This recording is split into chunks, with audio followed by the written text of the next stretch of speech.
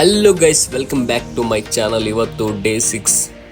So ಬೆಳಗ್ಗೆ ಬೇಗ ಇದ್ದು ಬ್ರಷ್ ಮಾಡಿಬಿಟ್ಟು ಪೀನಟ್ ಬಟರ್ ಮತ್ತು ಬ್ರೌನ್ ಬ್ರೆಡ್ನ ತಿಂದ್ಬಿಟ್ಟು ಇವತ್ತು ನಮ್ಮ ಅಣ್ಣ ಬೇಗನೆ ಎದ್ದಿದ್ದ. ಸೊ ಇಬ್ಬರು ರೆಡಿ ಆಗಿಬಿಟ್ಟು ಇನ್ನೇನು ಜಿಮ್ಗೆ ಹೋಗ್ತಾ ಇದ್ವಿ ಗೈಸ್. ಆದರೆ ನಮ್ಮ ಬಾಡಿ ಬಿಲ್ಡ್ರ್ ಇವತ್ತು ಬರಲಿಲ್ಲ. ಸೊ ಜಿಮ್ಗೆ ಎಂಟ್ರಿ ಆದಂತೆ ನಮ್ಮ ಟ್ರೈನರ್ ಬೇರೆ ಹಾಯ್ ಅಂದರು. ಸೊ ಸೀದಾ ಬಂದು ವರ್ಕೌಟ್ನ ಸ್ಟಾರ್ಟ್ ಮಾಡಿದ್ವಿ ಗುರು.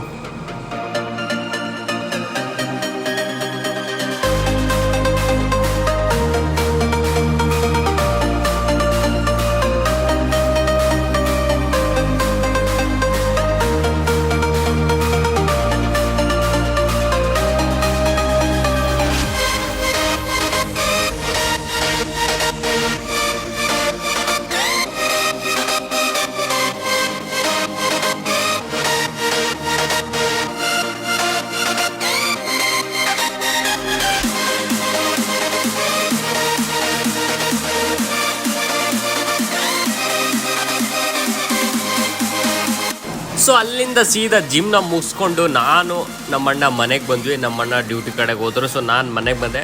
ಸೊ ಡೈಲಿ ಈಗ ನಾನು ಹೋದರೆ ಸಾಕು ಒಡೆ ಬರ್ತಾನೆ ಇರುತ್ತೆ ಗುರು. ಸೊ ಆ ಕಾರಣಕ್ಕಾಗಿ ಬಿಸ್ಕೆಟ್ ತಂದು ಹಾಕಿದೆ.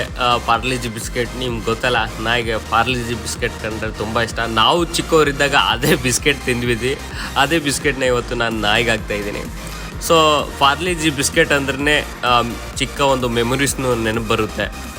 ಸೊ ಹಾಗೆ ಈ ಒಂದು ನಾಯಿಗಳಿಗೆ ಬಿಸ್ಕೆಟ್ ಹಾಕ್ಬಿಟ್ಟು ಎರಡು ನಾಯಿ ಇದ್ವಿ, ಎರಡು ಕಿತ್ತಾಡ್ತಿದ್ವು ಗುರು ಬಿಸ್ಕೆಟ್ ಹಾಕಿದಾಗಂತರು. ಹಾಗೆ ನಾನು ಹೋದರೆ ಸಾಕು ಯಾವಾಗಲೂ ಒಡೆ ಬರ್ತಾನೆ ಇರುತ್ತೆ. ಈ ನಾಯಿ ನಮ್ಮ ಮನೆ ಮುಂದೆನೇ ಇರೋದು.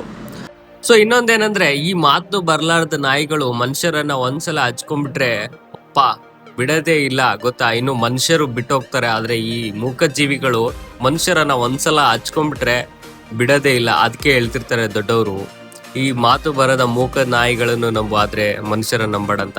ಸೊ ಅಲ್ಲಿಂದ ಸೀದಾ ಬಂದ್ಬಿಟ್ಟು ಇವತ್ತೇನು ಮೊಟ್ಟೆ ತಿನ್ನಲಿಲ್ಲ. ಸೊ ನೈಟ್ದು ಚಿಕನ್ ಇತ್ತು. ಸೊ ಚಿಕನ್ ತಿನ್ಕೊಂಡು ಸೀದಾ ಕೆಲ್ಸಕ್ಕೆ ರೆಡಿಯಾಗಿ ಸೀದಾ ಕೆಲ್ಸಕ್ಕೆ ಬಂದೆ. ಸೊ ಸಿಗೋಣ ನೆಕ್ಸ್ಟ್ ವಿಡಿಯೋದಲ್ಲಿ.